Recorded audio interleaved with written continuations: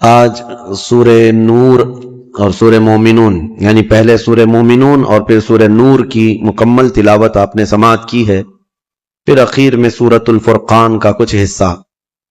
سورۃ المومنون مومنوں کے نام سے ایک پوری سورہ ہے، جس کی شروعات ہی اللہ تعالیٰ یوں فرماتا ہے قد افلح المؤمنون، تحقیق بے شک ایمان والے کامیاب ہو گئے۔ اللہ فرما رہا ہے ایمان والے مومنون کامیاب ہیں۔ یہ پاسٹ کا صیغہ یہاں پر استعمال کیا گیا، ماضی کا صیغہ۔ قد افلح المؤمنون، مومنین کامیاب ہو چکے، ہوں گے نہیں، ہو چکے۔ اصل مسئلہ یہ ہے کہ ایمان جسے مل گیا وہ سب سے بڑی کامیابی ملی، اسی لیے کہ اسی پر نجات ہے اور اسی پر جنت بھی ہے۔ لیکن اللہ تعالیٰ نے پھر آگے بیان فرمایا کون سے مومنین کامیاب ہیں۔ صرف مومنین کامیاب ہیں تو لوگ ہم سے یہ سوال کرنے لگ جاتے ہیں کامیابی کا کیا مطلب ہے؟ آج تو ہم در در کی ٹھوکریں کھا رہے ہیں، ہمارے پاس تو کچھ نہیں ہے۔ لیکن اللہ تعالیٰ نے اس کے آگے مومنین کی صفات بیان فرمائی، کون سے مومنین کامیاب ہیں؟ الذین هم فی صلاتہم خاشعون، وہ مومن کامیاب ہیں جو اپنی نمازوں میں گڑ گڑاتے ہیں، اللہ کو یاد کرتے ہیں، یعنی خشوع کے ساتھ، دل کی حضوری کے ساتھ جو نماز پڑھتے ہیں۔ پہلی بات تو نماز ہی نہیں پڑھتے، دل کی حضوری بات کی بات ہے۔ جن مومنین کی کامیابی کے متعلق اللہ تعالیٰ نے فرمایا ہے وہ دل کی حضوری کے ساتھ نماز ادا کرنے والے ہیں، نمازوں میں گڑ گڑانے والے ہیں۔ والذین هم عن اللغو معرضون، اور وہ مومنین کامیاب ہیں جو فحش چیزوں سے محفوظ رہتے ہیں، فحش بدکاریوں سے، نہ وہ بری بات بولتے ہیں نہ برے کام کرتے ہیں، ان کی کامیابی کی اللہ ضمانت دے رہا ہے۔ اور جو چوری میں، ڈکیتی میں، زنا میں ملوث ہیں، ان کا کیا اس سے تعلق ہے کامیابی سے؟ والذین هم للزکاة فاعلون، اور جو زکوٰۃ مکمل طور پر دیتے ہیں وہ مومنین کامیاب ہیں۔ 5ویں نمبر پہ والذین هم لفروجہم حافظون، اور وہ مومنین کامیاب ہیں جو اپنی شرمگاہوں کی حفاظت کرتے ہیں۔ اللہ تبارک و تعالیٰ نے یہاں پر جن مومنین کی کیٹیگری بیان کی ہے اس میں اگر ہم فٹ بیٹھتے ہیں تو پھر سوال بھی کریں آپ کہ ہماری کامیابی کہاں ہے، اور نہیں ہے تو پھر اس کی اصلاح کریں۔ نمازوں میں کہیں کمی ہوگی، یا لغویات میں ہوں گے، یا زکوٰۃ میں کم ہوں گے، یا پھر جو ہے اپنی حفاظت میں کمی ہوگی، کہیں نہ کہیں کوئی کمی ہوگی۔ ورنہ رب تبارک و تعالیٰ کا وعدہ برحق ہے کہ اللہ تعالیٰ نے جب قرآن میں کوئی چیز فرمایا کہ وہ کامیاب ہے تو کامیاب ہو کے رہے گا۔ اللہ کریم ہمیں ان اعلیٰ صفات والے مومنین میں شامل فرمائے۔ سورۃ المومنون میں اللہ تعالیٰ نے اور بھی دیگر ہمارے لیے احکام بیان فرمائے ہیں۔ اس میں آخر میں اللہ تبارک و تعالیٰ اس کی آخری جو آیتیں ہیں وہ بڑی ہی ہمارے لیے درس والی ہیں اور ایک جھنجھوڑنے والی آیتیں۔ اللہ فرماتا ہے افحسبتم انما خلقناکم عبثا وانکم الینا لا ترجعون، کیا تم یہ سوچ کر کے بیٹھے ہو کہ تم کو ہم نے بیکار میں پیدا کیا اور تم ہماری طرف نہیں لوٹائے جاؤ گے؟ یہ اللہ تعالیٰ کا سوال ہے۔ تم یہ سوچ کر کے بیٹھے ہو کہ تم کو ایسی فالتو پیدا کیا گیا، بیکار میں پیدا کیا گیا؟ نہیں، تمہارا ایک بہت بڑا مقصد ہے پیدا کرنے کا۔ اللہ تعالیٰ نے ایک مچھر بھی دنیا میں بغیر کسی مقصد کے نہیں پیدا کیا، ہر ایک کی غرض ہے۔ ہمیں بھی جو پیدا کیا گیا ہماری ایک غرض ہے، وہ کیا ہے؟ اللہ نے خود قرآن میں فرمایا وَمَا خَلَقْتُ الْجِنَّ وَالْإِنسَ إِلَّا لِيَعْبُدُونَ، میں نے جنات اور انسانوں کو صرف اس لیے پیدا کیا کہ وہ میری عبادت کریں۔ اللہ کی عبادت کرنا یہ انسان کی تخلیق کا مقصد ہے، اور جو انسان اپنے اصلی مقصد کو بھول گیا پھر وہ انسانیت سے بھی ہٹ گیا ہے، انسانیت سے بھی ہٹ گیا ہے۔ ایک عجیب و غریب بات ہے، جس نے پیدا کیا تمہیں اس کو انسان نہیں پہچان پا رہا آج، اور اسی کی عبادت نہ کر پا رہا ہو، تو پھر اب کس کا ہو سکتا ہے؟ یہ کس کا ہو سکتا ہے؟ اسی لیے شیخ سعدی رحمت اللہ تعالی علیہ سے منسوب ایک بات ہے آپ نے فرمایا جو نمازیں نہیں پڑھتا، جو اللہ کی عبادت نہیں کرتا، اس کو قرضہ بھی مت دو، قرض بھی مت دو۔ کہا کیوں؟ قرض سے اس کا کیا تعلق؟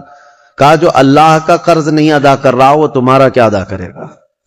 قرض نہیں بلکہ اللہ کا فرض ہے۔ جو اللہ کا فرض نہیں ادا کر پا رہا ہو جبکہ وہ اس کا خالق ہے، تمہارے سے کیا تعلق ہے؟ انسانوں کا زیادہ سے زیادہ چند دنوں تک دوستی ہو سکتی ہے، یا رشتے بھی ہیں تو سانس تک، اس کے بعد کہاں تعلق ہے تمہارے؟ قیامت کے دن تو ماں بیٹے کو نہیں پہچانتی، بیٹا باپ کو نہیں پہچانتا، لیکن بندے اور خالق کا رشتہ تو ہمیشہ سے ہے اور ہمیشہ رہنے والا ہے۔ تم جب نہیں پیدا ہوئے تھے تب بھی تمہارا خالق اللہ ہی ہے، یعنی تمہیں نطفے سے لے کر کے یہاں تک لایا، یہاں بھی تمہارا خالق وہی ہے۔ قیامت کے دن جب وہ تمہیں دوبارہ اٹھائے گا تب بھی وہ تمہارا خالق ہے۔ خالق کا بندے سے رشتہ کبھی ختم نہیں ہوا۔ تو جو بندہ اپنے خالق کے ساتھ مکمل نہیں ہو سکا تو پھر وہ دوسرے کے ساتھ کیسے ہو سکتا ہے؟ دوسرے کے ساتھ اس کے کیا سلوک ہو سکتے ہیں؟ اسی لیے قرآن میں اللہ فرما رہا ہے کیا تم یہ سوچ کر کے بیٹھے ہو کہ ہم نے تمہیں خالی پیدا کیا ہے اور کیا تم نہیں لوٹائے جاؤ گے؟ ہماری طرف لائے جاؤ گے، ہر ایک لوٹائے جائے گا، ہر ایک۔ ابھی چند دنوں پہلے کی ایک بات ہے، ایک چھوٹا سا رسالہ، ایک لٹریچر جو گوتم بدھ کی عبادت کرتے ہیں ان لوگوں کی طرف سے تھا کہ دنیا کا ایک بہت اعلیٰ ذہن کا انسان تھا، اس نے بہترین تعلیمات دی تھی، تو اس پر کسی نے، ایک مسلمان نے نقطہ لگایا تھا اور ان سے بحث ہو رہی تھی جو بدھسٹ ہیں۔ وہ یہی کہہ رہے تھے کہ آپ بدھا کی جو عبادت کرتے ہیں کیوں کرتے ہیں؟ کہا کہ وہ مہان آدمی، مہان انسان ہے، مہان آدمی تھا، بڑے اچھے اخلاق تھے، بڑی اچھی تعلیمات دنیا کو دی۔ تو پھر پوچھنے والے نے پوچھا کہ وہ کہاں ہیں؟ کہا وہ تو چلے گئے۔ کب؟ کہا برسوں ہو گئے، 2500 سال پہلے تو انتقال ہو گیا، مر گئے۔ کہا آئے تھے اور چلے گئے۔ تو پوچھنے والے نے پوچھا تو یہ تو بڑے کمال کی بات نہیں، پھر ان کو لایا کون تھا اور واپس دنیا سے لے کے کون گیا؟ اگر وہ سب سے مہان ہے تو آج ہوتا اور ہم بھی اس کے پیچھے چلتے۔ کہا کہ اب وہ پیدا ہوا اور پھر دنیا سے چلا گیا، ہم یہ پوچھ رہے ہیں کون ان کو دنیا میں لایا تھا اور کون دنیا سے لے کے گیا؟ وہ بیچارہ خاموش ہو گیا۔ اس نے کہا کوئی تو طاقت ہوگی۔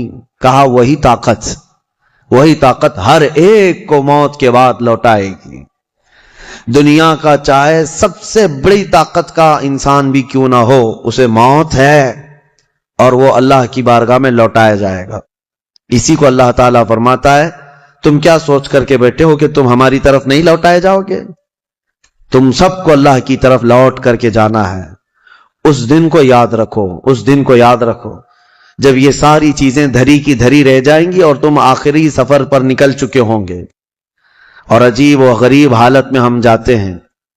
میرے عزیزو، یہ سارے ہمارے کپڑے، ہماری جائیدادیں، ہماری سواریاں، ہماری گاڑیاں سب رہ جاتی ہیں۔ آج تک آپ نے دیکھا کہ کوئی آدمی جنازے کی بجائے مرسیڈیز میں قبر میں جا رہا ہو؟ نہیں، وہ بھی 4 کندھوں پر بوجھ بن کر کے ہی جا رہا ہے۔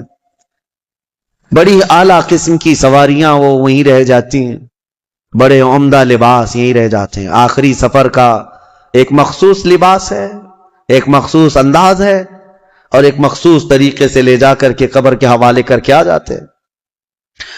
اور اسی کو فرمایا گیا ہے کہ جس کو یہ اپنا آخری سفر یاد ہوگا اسے یہ بھی یاد ہوگا کہ میں یہاں کیوں آیا ہوں۔ کبھی آج تک آپ نے اپنے اندر جھانک کر کے پوچھا، کبھی سوچا زندگی میں کبھی ایسا وقت آیا کہ ابھی جیسے مثال کے طور پر مسجد میں آ کر بیٹھے، ابھی میں آپ سے پوچھوں پکڑ کر کے کیوں آئے ہو یہاں پہ مسجد میں، فوراً آپ جواب دیں گے عبادت کے لیے آئے ہو۔ مسجد کائے کے لیے ہے؟ عشاء کا وقت ہو رہا تھا، نماز پڑھنے کے لیے آیا، یا محفل چل رہی تھی محفل میں آ گیا۔ یہ تو تمہارا مقصد ہے، ہر کام کا تمہارا مقصد ہوتا ہے۔ کبھی یہ سوچا میں دنیا میں کیوں آیا، پوری دنیا میں کیوں آیا؟ جس نے اس سوال کا جواب حاصل کر لیا وہ معرفت کو پہنچ گیا. جو صحیح طریقے سے اس جواب کو پہنچ گیا وہ اللہ کی معرفت حاصل کر لے گا. اسی لیے میرے عزیزو آگے رب تعالیٰ فرماتا ہے أَفَحَسِبْتُمْ أَنَّمَا خَلَقْنَاكُمْ عَبَثًا وَأَنَّكُمْ إِلَيْنَا لَا تُرْجَعُونَ. حضرت موسیٰ علیہ الصلوۃ والتسلیم کے متعلق ایک بات ملتی ہے. ایک چھپکلی تھی, دیوار پر چل رہی تھی. موسیٰ علیہ السلام نے پوچھا مولا اس کا کیا کام ہے, اس کا کیا کام ہے, یہ کیوں پیدا ہوئی ہے؟ چھپکلی کا ضروری نہیں کہ ہر ایک کی حکمت آپ کو معلوم ہو کون دنیا میں کیوں آیا. اللہ نے کوئی بھی چیز بغیر فائدے کے نہیں پیدا کی. رب تبارک و تعالیٰ نے ارشاد فرمایا موسیٰ تھوڑی دیر پہلے چھپکلی نے مجھ سے پوچھا کہ موسیٰ کو مولا تو نے کیوں پیدا کیا. حضرت موسیٰ علیہ السلام کا کیا کیا کام ہے. یہ ضروری نہیں کہ مخلوقات کو ایک دوسرے کی حکمتیں معلوم ہوں, ضروری نہیں ہے. لیکن اللہ تعالیٰ عبث بغیر کسی وجہ کے محض کسی کو نہیں پیدا کیا. بس اپنے مقصد زندگی کو سمجھو اور فالتو اپنی زندگی کو ضائع مت کرو. جو لوگ بیٹھے اسی طرح سے اپنی زندگی کو ضائع کر رہے ہیں ان نوجوانوں کو ایک دن احساس ہو جائے گا کتنی قیمتی چیز دنیا میں ضائع کر دیا انہوں نے. کتنی قیمتی چیز, کروڑوں کا معجون ملا کر کے بھی بڑھاپے کو جوان کر کے دکھا دو. یہ گیا وقت پھر ہاتھ آتا نہیں, سدا دور دورہ دکھاتا نہیں. آپ جس طرح سے تیزی سے اس دنیا کو کاٹتے ہوئے جا رہے ہیں, میاں ہم تو منٹ منٹ گن رہے ہیں. آج دیکھیں ہم 15 تراویح پڑھ چکے ہیں الحمدللہ. ابھی تو ہم چاند کے انتظار میں تھے. یوں ہی وقت آئے گا, اللہ آپ کو سلامت رکھے, ہماری زندگی کا بھروسہ نہیں, اگلا رمضان بھی پھر آپ بیٹھیں گے. بہت تیزی سے آپ کی زندگیاں گزرتی جا رہی ہیں اور اچانک ایک دن اعلان ہو جائے گا فلاں کا بیٹا انتقال کر چکا, جنازے میں حاضر ہو جاؤ.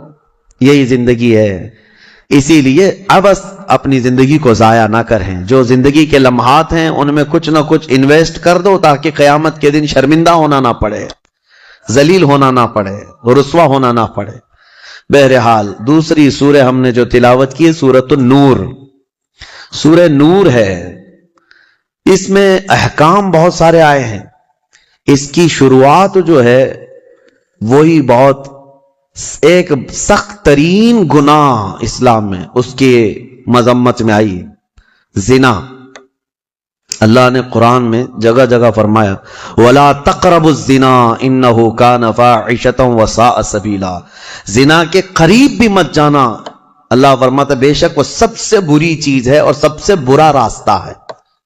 نبی کریم صلی اللہ علیہ وسلم نے فرمایا کہ جب مومن کوئی مسلمان زنا کر رہا ہو تو ایمان کی حالت میں وہ زنا کر ہی نہیں سکتا. یہ بات یاد رکھ لو آپ, ایمان کی حالت میں کوئی زنا نہیں کر سکتا.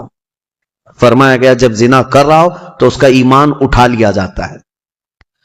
ایمان اس کے ساتھ نہیں ہوتا, ایمان اٹھا لیا جاتا ہے. ایمان اور زنا جمع ہو ہی نہیں سکتے ایک انسان کے اندر. یہ بہت سخت وعید ہے میرے آقا صلی اللہ علیہ وسلم کی حدیث پاک میں. ایمان کی حالت میں زنا نہیں ہوتا, اور جب زنا کر رہا ہوتا ہے تو ایمان نکال لیا جاتا ہے, وہ معلق ہوتا ہے, آسمانوں پر لٹکا ہوتا ہے. اس زنا کے حالت میں اس کے ساتھ ایمان نہیں ہوتا. اب جو آیتیں آئی ہیں اللہ فرماتا ہے الزانیۃ والزانی فاجلدوا کل واحد منہما 100 جلدہ. زنا کرنے والے مرد اور زنا کرنے والی عورت کو 100 کوڑے مارو. یہ ان کے لیے ہے جو غیر شادی شدہ ہے, اور جو شادی شدہ ہیں ان کے لیے رجم ہے. رجم کا مطلب ہے پتھروں سے اتنا مارو کہ وہ ختم ہو جائے, ان کی موت تک انہیں سنگسار کرنا ہوگا. یہ اتنی ہیبت ناک سزا ہے دنیا میں کہ دیکھو تو رونگٹے کانپ جائیں آپ کے. لیکن لوگوں کو ایسا لگتا ہے کہ ایسی اتنی بڑی سخت سزا کیوں ہے. میرے عزیزو یہ ایک ناسور ہے, ایک کینسر ہے معاشرے کا, ایک کینسر ہے. جب کیمو کرتا ہے ڈاکٹر تو بہت سخت تکلیف ہوتی ہے. کیمو تھراپی آسان نہیں ہے. پورے جسم کے بال جل جاتے ہیں, خون میں پتہ نہیں کیا سے کیا ہو جاتا ہے, کیوں ایک پھوڑی کہیں پر کینسر کی آئی ہوتی ہے، اس کو ختم کرنے کے لیے پتہ نہیں 10 12 کیمو دیے جاتے ہیں۔ زنا جو ہے پورے معاشرے کا ناسور ہے، کینسر ہے، اور اگر اس پھوڑی کو نہیں ختم کیا گیا تو ہر ایک کے ہاں یہی چیز، یہی پھوڑی ہوگی، یہ وائرس کی طرح پھیلے گا۔ اور اسلام نے یہ سب سے بڑی سزا رکھی ہے، زنا میں سب سے بڑی سزا ہے۔ آج دنیا یہ مطالبہ کر رہی ہے کہ ریپسٹ کو اسلامی سزا دی جائے۔ کیوں؟ ان کی بیٹیوں کا جب ریپ ہو جائے تو وہ چلاتے ہیں۔ اسلام وہ ہے جو ہر ایک کی بیٹی کو بیٹی کا ہی درجہ دیتا ہے، ایک عظیم خاتون کا ہی درجہ دیتا ہے۔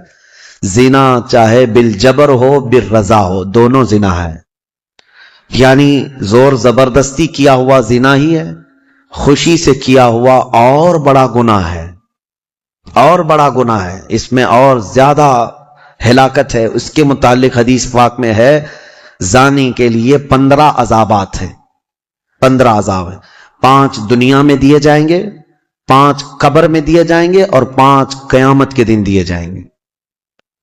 یہ 15 عذابات وہ جھیلتا رہے گا زانی، 5 دنیا میں، 5 قبر میں، اور 5 قیامت کے دن۔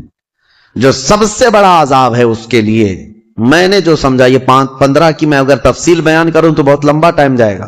یہ 15 عذابات کیا کیا ہیں؟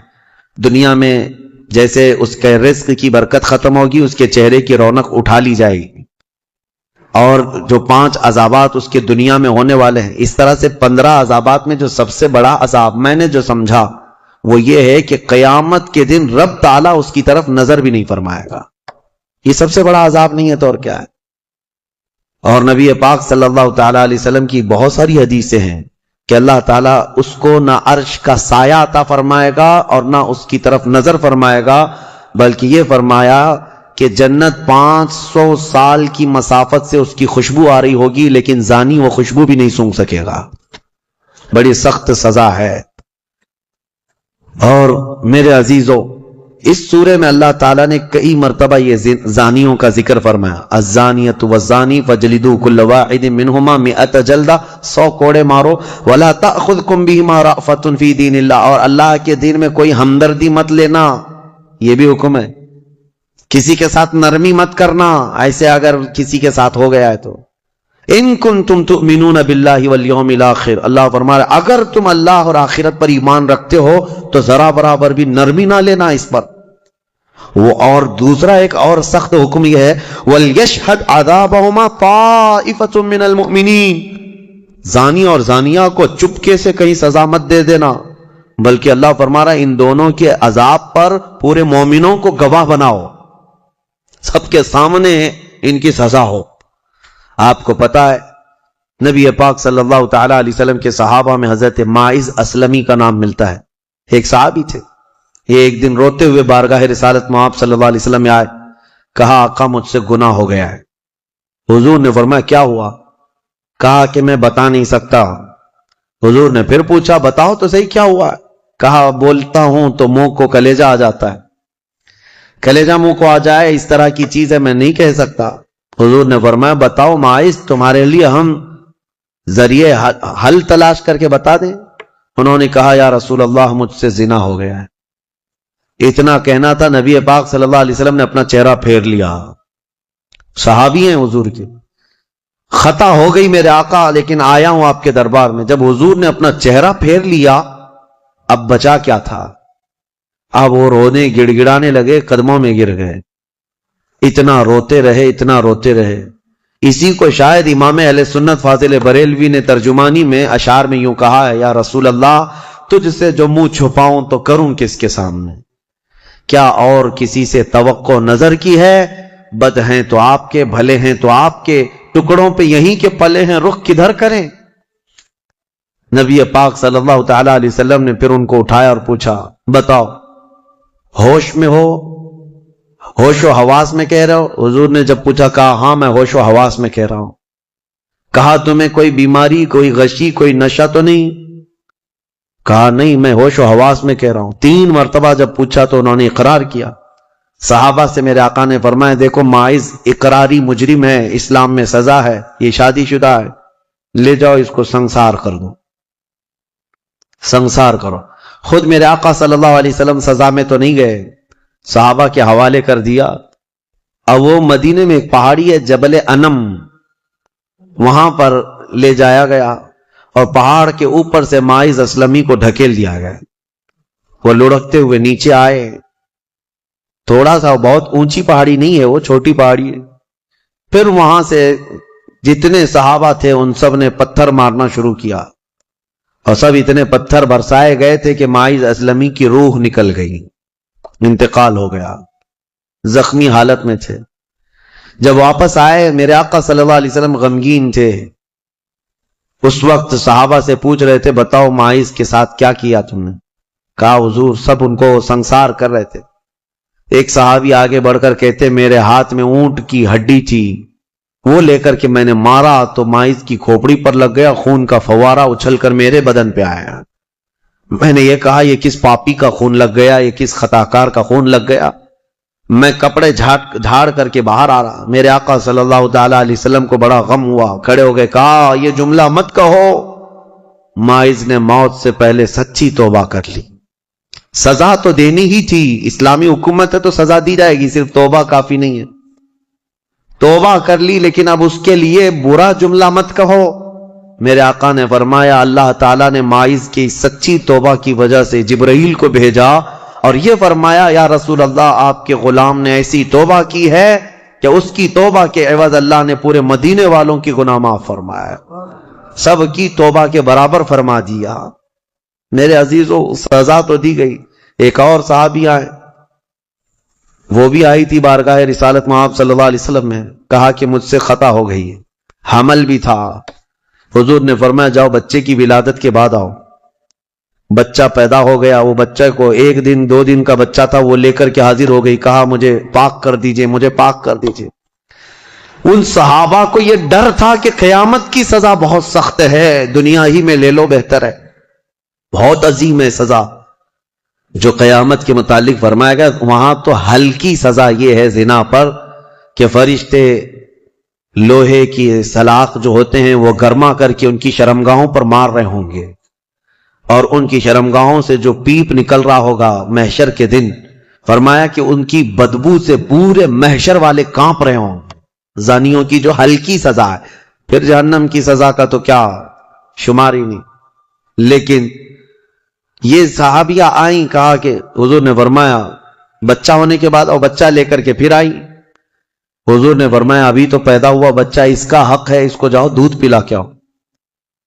حضور پاک صلی اللہ علیہ وسلم کے پاس سے وہ گئیں، 2 سال تک دودھ پلایا، اور پھر جب بچہ تھوڑا بہت چلنے پھرنے لگ گیا، غلط صحیح کو پہچاننے لگ گیا، تو آئی حضور کی بارگاہ میں، کہا یا رسول اللہ اب میرا بچہ میرے بغیر رہ سکتا ہے، یہ صحیح غلط کو پہچاننے لگ گیا، اب دودھ بھی چھوڑ چکا ہے، مجھے پاک کی کریں۔ وہ کیسی خواتین تھیں اس وقت بھی، چاہتے تو بہانے بنا لیتے، میں نے کیا ہی نہیں، خود اقرار کر کے انہیں پاک ہونا ہے۔ اللہ کی بارگاہ میں یہ عیب اور یہ دھبا لے کر نہیں جانا چاہتا۔ پھر ان کے سنسار کا بھی حکم دیا گیا، اس خاتون پر بھی سنساری ہوئی یہاں تک کہ ان کی موت واقع ہو گئی۔ میرے عزیز و اسلام میں بڑی عظیم سزائیں ہیں، صرف میں یہ دنیاوی سزا آپ کو سنا رہا ہوں، اس سے گیس کر سکتا ہے آدمی دنیا میں جو ہائیسٹ سزا ہے اسلام میں وہ زنا پر ہے، لیکن یہ بھی کہا گیا ہے کہ یہ صرف اور صرف 100 میں سے 99 حصہ بھی اس کا یہاں سزا نہیں دی جا رہی، باقی 99 درجے زیادہ حشر کے دن اس کی سزا ہے۔ اگر وہ توبہ کے بغیر مر گیا، اگر وہ پاک ہوئے بغیر مر گیا، اس سے 100 گنا 99 گنا زیادہ جو یہاں دنیا میں سزا دی جا رہی، اس کا 99 درجے زیادہ حشر کے دن وہ سزا پائے گا۔ اسی لیے وہ دن یاد کر کے ہی جان پگھل جاتی ہے، جسم تھر تھر کانپنے لگتا ہے، وہ قیامت کا منظر۔ اللہ کریم ہمیں ان تمام برے فواحشات سے محفوظ فرمائے۔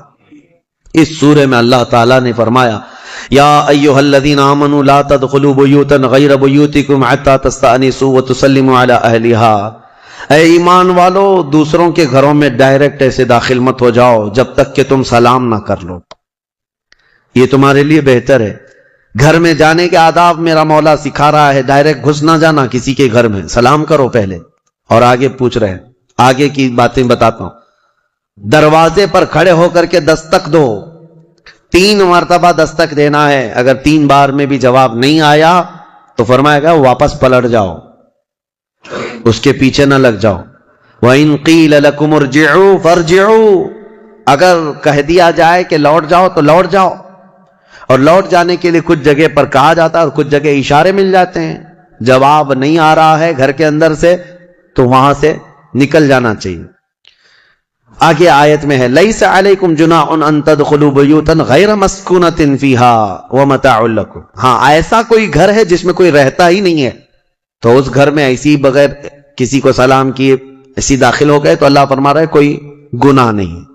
تمہارا سامان رکھا ہوا ہے کسی گھر میں لیکن رہنے والے کوئی نہیں ہے.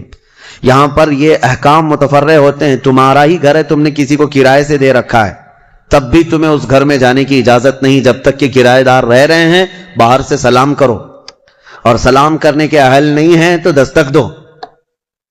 ضروری نہیں ہے کہ صرف سلام کے ذریعے ہی سے لوگوں کو پہچانا جائے. سلام کے اگر اہل نہیں ہیں وہ لوگ جو رہ رہے ہیں تو دستک دو, اس لیے کہ کون کس حالت میں بیٹھا ہوا ہے یا بیٹھی ہوئے تمہیں اندازہ نہیں.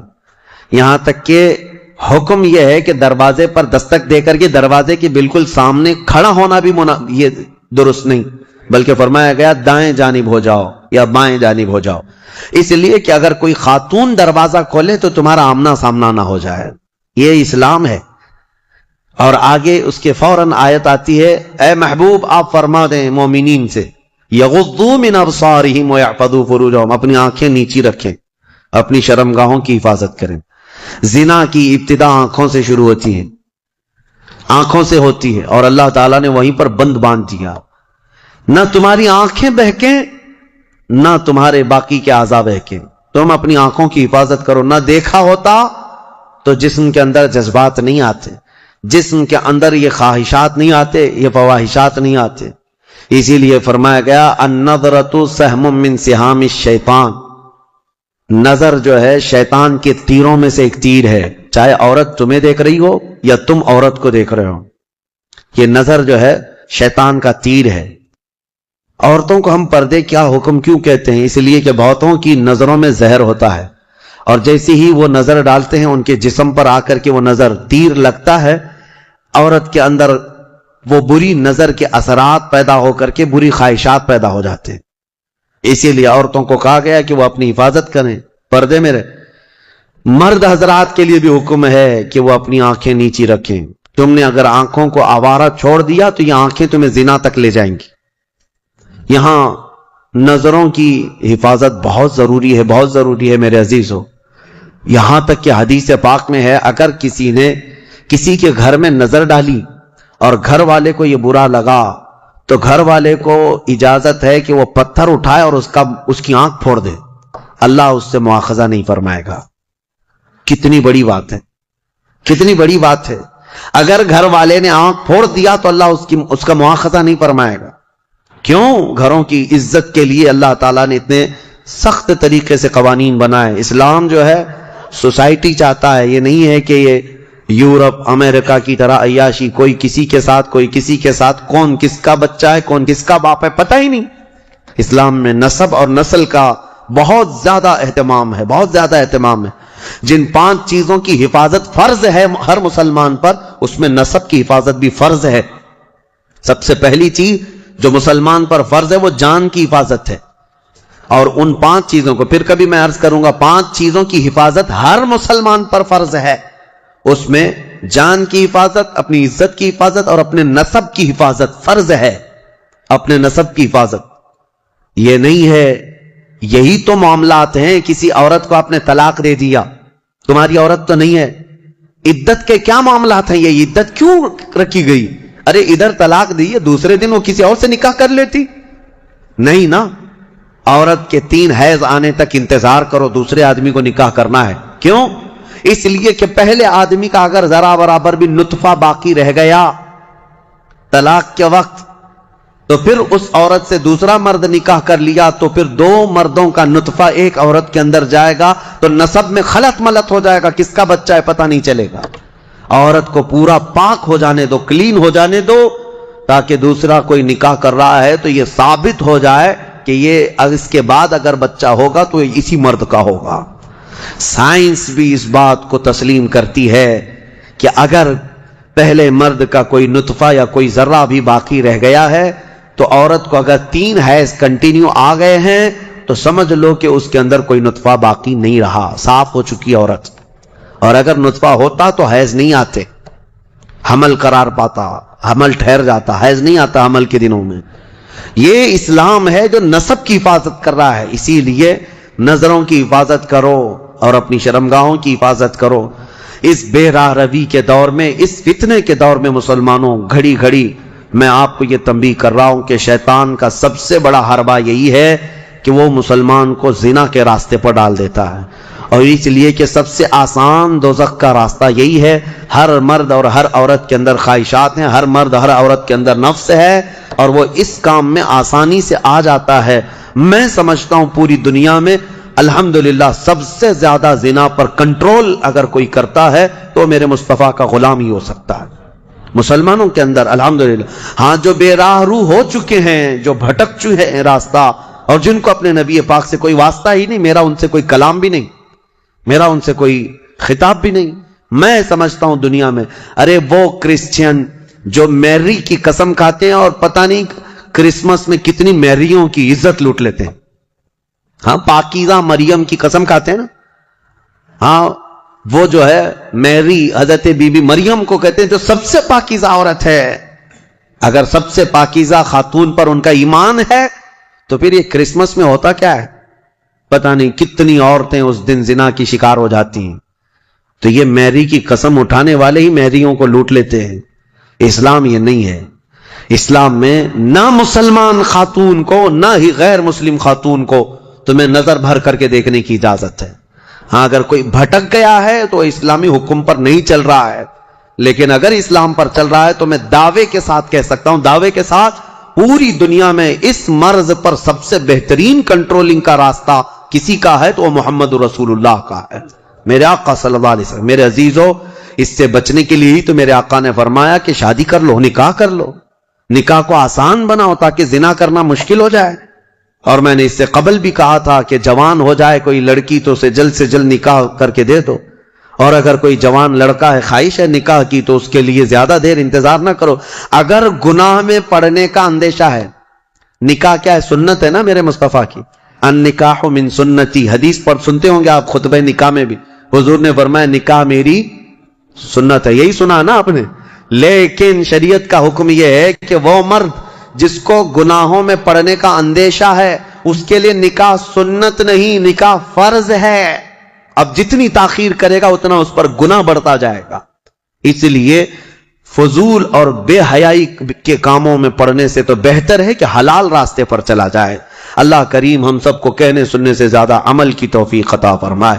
اس سورہ نور میں جو ایک بہت بڑا عظیم واقعہ تھا اس کو میں کہہ نہ پایا، سیدہ ام المومنین طیبہ طاہرہ عائشہ صدیقہ رضی اللہ تعالیٰ عنہا، میرے آقا کی رفیق حیات، بلکہ وہ محبوبہ رسول تھیں، ان پر ایک الزام لگایا تھا منافقین نے، اس کا دفاع کیا میرا مولا، اور آیت نازل فرمایا شان عائشہ میں، صدیقہ طاہرہ کی شان میں آیت نازل ہوئی۔ ہوا یہ تھا کہ ایک جنگ سے حضور واپس آ رہے تھے، جنگ غزوہ بنو مصطلق، وہاں سے واپسی میں حضرت عائشہ بھی اس سفر میں حضور کے ساتھ تھیں۔ رات کا وقت تھا، ایک جگہ قافلہ رک گیا، تو قافلہ جب رکتا تھا تو اونٹ کے اوپر جو کجاوا، ایک جو ہے حجرے کی طرح بنا دیا جاتا، جھونپڑی بنا دی جاتی تھی جو ام المومنین کے لیے ہوتی تھی، حضور کی ازواج مطہرات پردے میں جاتی تھی، وہ اٹھا کر کے زمین پر رکھ دیا۔ حضرت عائشہ کی عمر بھی چھوٹی تھی، کم عمر کی تھی، تو وہ بڑی ہلکی بھی تھی، جو صحابہ اٹھاتے تھے اٹھا کر کے رکھ دیتے تھے۔ رات کا وقت تھا اور وہ وہاں پر سو گئی، کجاوے سے باہر نکل کر کے سوئی۔ پھر ہوا یہ کہ قافلہ چل پڑا، حضرت عائشہ صدیقہ وہیں رہ گئی۔ وہ کجاوا اٹھا کر کے جو صحابہ تھے انہوں نے اونٹ پر رکھ دیا، اور یہ سوچا کہ اس میں ام المومنین ہیں، سو رہی ہوں گی، اٹھا کر کے اونٹ پر رکھ دیا، باندھ دیا اور اونٹ چل پڑا، جبکہ ام المومنین کہیں اور سوئی ہوئی تھی۔ یہ رہ گئی بات۔ اب قافلہ مدینے کی طرف رواں دواں تھا، پیچھے سے قانون یہ تھا قافلے میں، ایک صحابی بہت پیچھے چلتے تھے کہ قافلے سے چھوٹا ہوا کوئی سامان ہو تو وہ اٹھا کر کے لے کے آ جاتے تھے، کسی کا کچھ بھی رہ جاتا تو وہ حضرت صفوان ایک صحابی تھے، وہ پیچھے چلے آ رہے تھے، انہوں نے دیکھا ام المومنین عائشہ صدیقہ اکیلی تھی، انہوں نے دیکھتے ہی کہا یہ کیا ہے، انا للہ و انا الیہ راجعون، کیا ہوا ہے؟ انہوں نے اپنا چہرہ پھیر لیا اور ام المومنین نے پردہ کر لیا۔ ام المومنین کہنے لگی کہ قافلہ چلا گیا اور میں رہ گئی، نیند میں تھی۔ انہوں نے کہا، ان کے ساتھ جو اونٹنی تھی اس پر ام المومنین کو سوار کیا اور نکیل پکڑ کر کے چلتے رہے۔ اب جب مدینے آئے تو بدمعاش قسم کے، اوباش قسم کے ذلیل منافقین نے ام المومنین پر یہ تہمت لگانا شروع کیا کہ محمد رسول اللہ کی بیوی کسی اور مرد کے ساتھ چلی گئی تھی۔ نعوذ باللہ۔ حضرت عائشہ ان کے ساتھ چلی گئی تھی، قافلے سے الگ آئی ہیں، یہ بہت بھدا الزام۔ اسی کے متعلق قرآن میں آج ہم نے جو سورہ نور پڑھا ہے نا، اس میں ایک آیت ہے والذین یرمون المحصنات ثم لم یأتوا باربعۃ شہداء فاجلدوہم 80 جلدہ۔ اللہ فرماتا ہے جو مومنہ عورتوں پر الزام لگاتے ہیں، تہمت لگاتے ہیں، اور اگر 4 گواہ نہیں لا پائیں گے تو حکم شرع یہ ہے کہ 80 کوڑے مارو ایسے آدمی کو جو تہمت لگایا۔ اور پھر فرمایا کہ زندگی بھر پھر کبھی اس کی گواہی قبول نہیں کی جائے گی، وہ مردود الشہادہ ہے، اس کی کوئی گواہی نہیں قبول کی جائے گی جو تہمت لگاتا ہے۔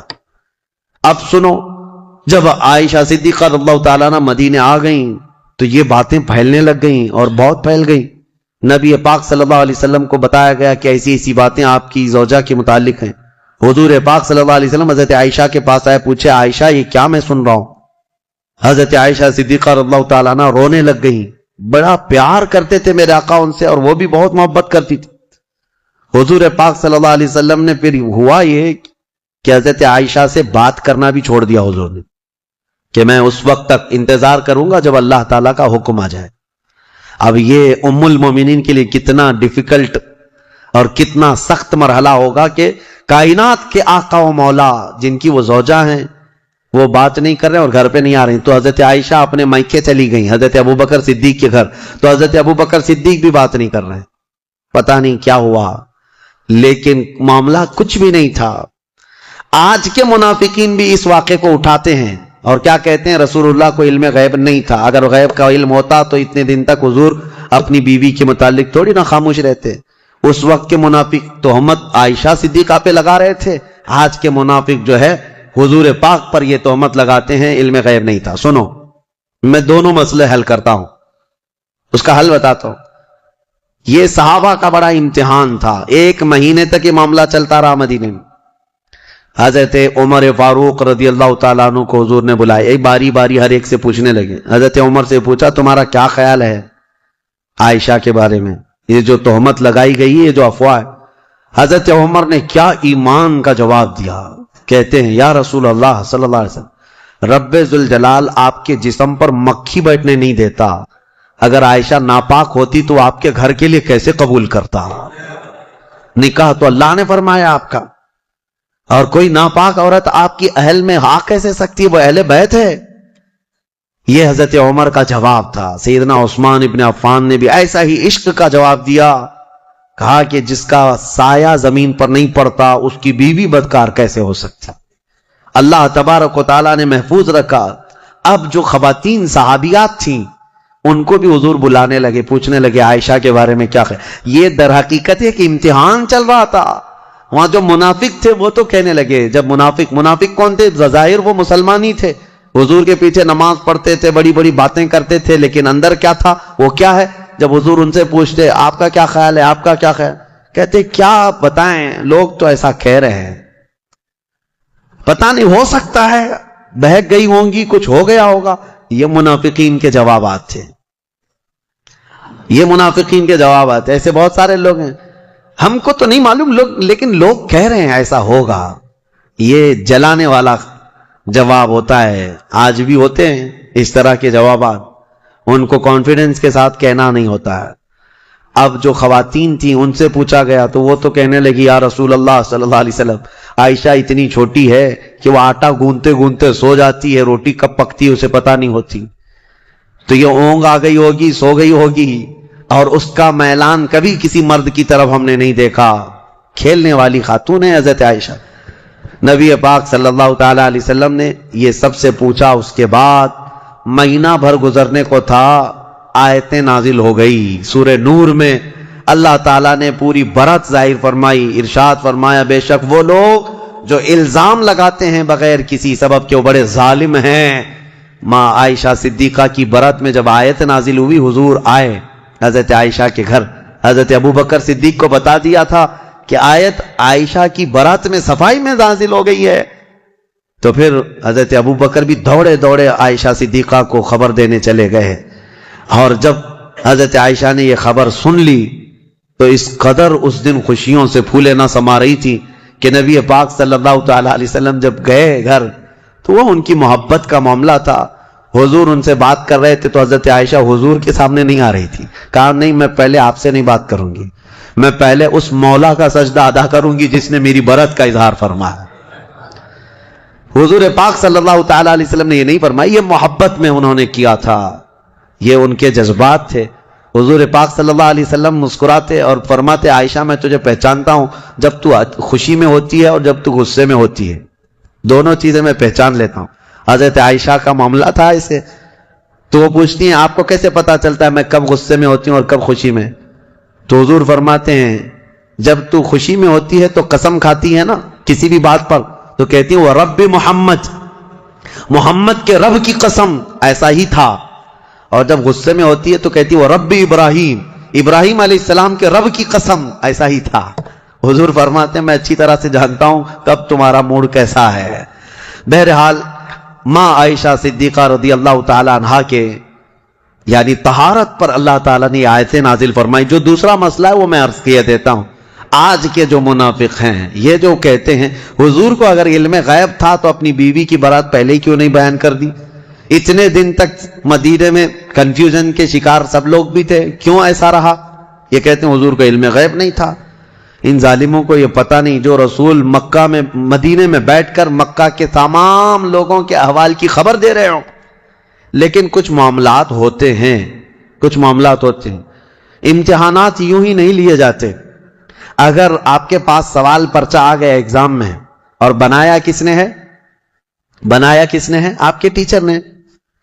جو پڑھانے والا ہے ٹیچر نے بنایا, لیکن ایگزام لے کر کے آپ لکھنے کے لیے بیٹھے ہیں. ٹیچر ہی اگر آپ کی وہ گارڈنگ کے لیے آئے یا پھر وہ دیکھ بھال کے لیے آئے, نگرانی کے لیے, آپ پوچھ لینا اس سے ایک سوال, سر اس کا جواب بتا دو. کیا وہ ایگزام ہال میں بتائے گا؟ کہے گا نہیں میں معلوم نہیں ہے. معلوم نہیں ہے مطلب اس کو معلوم ہے لیکن تیرا امتحان چل رہا ہے. امتحان کس کام کا ہے؟ بنایا ہے پرچہ اسی نے, امتحان وہی لے رہا ہے. لیکن وہ کچھ سوالات کے جوابات نہیں دیتا تو اس کا مطلب یہ نہیں کہ اس کو علم نہیں ہے. علم ہے لیکن تیرا امتحان چل رہا ہے. آپ کو پتا ہے ایسا معاملہ ابھی سورہ یوسف میں گزر چکا. حضرت یوسف علیہ السلام نے کیا کیا تھا؟ یوسف علیہ السلام کے جب بھائی آئے تھے غلہ لینے کے لیے, ان کے چھوٹے بھائی بنیامین, ان کے تھیلے میں انہوں نے کھٹوری ڈال دی تھی, پتا ہے نا. اور اس کے بعد کیا کیا؟ اعلان کروا دیا شاہی خزانے کی کھٹوری چوری ہو گئی, ڈھونڈو کس کے اس میں ہے, ڈھونڈو. حضرت یوسف علیہ السلام نے اعلان کروا دیا تھا اور سب کے غلے ڈھونڈتے جائے. وہ 10 بھائیوں کی بھی تلاش کر رہے تھے. قرآن میں یہ بھی ہے فَبَدَأَ بِأَوْعِيَتِهِمْ, ان کے سب تھیلیوں کو ٹٹولا گیا. حضرت یوسف علیہ السلام خود ہی ٹٹول رہے تھے. کس کو؟ 10 بھائیوں کے تھیلوں کو ٹٹول کر کے دیکھ رہے تھے, اس میں ہے, اس میں ہے. اور ڈالا کس کے تھیلے میں تھا؟ چھوٹے بھائی کے تھیلے میں ڈالا تھا. یہ 10 کو کیوں ٹٹول رہے تھے؟ کیا یہ بھی تم الزام لگاؤ گے کہ یوسف علیہ السلام کو معلوم نہیں تھا کون سے تھیلے میں؟ معلوم سب تھا. وہاں ایک مصلحت تھی کہ اللہ نے حضرت یوسف کو ایسا کرنے کا حکم دیا تھا. قرآن میں اللہ فرمایا کذالک کدنا لیوسف, ہم نے یوسف کو اس طرح کی ہدایت دی تھی کہ وہ ایسا کریں. تو وہاں حضرت یوسف علیہ السلام کے بارے میں یہ مانتے ہو اللہ نے ان کو ایسا کرنے کا حکم دیا تھا, تو پھر یہ غزوہ بنی مستلق کے بعد والے واقعے میں, ام المومنین کے واقعے میں یہ کیوں نہیں تسلیم کرتے کہ میرے آقا کو 1 مہینے تک اللہ نے خود ہی یہ فرمایا تھا کہ محبوب آپ کے سارے آس پاس آنے والوں کا امتحان ہو جائے, جو ایمان والا ہو ان حالات میں بھی میرے مصطفیٰ کی بڑائی بیان کرے گا، اور جو منافق ہے وہ چن چن کر کے برائیاں پیدا کرنے کی کوشش کرے گا۔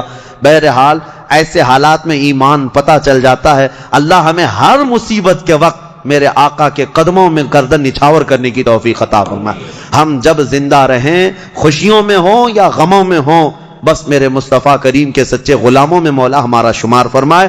میں یہی عرض کرتا ہوں، ہر تکلیف، ہر ستم گوارا ہے، یا رسول اللہ بس تم کہہ دو کہ تو ہمارا ہے۔ وآخر دعوانا ان الحمدللہ رب العالمین۔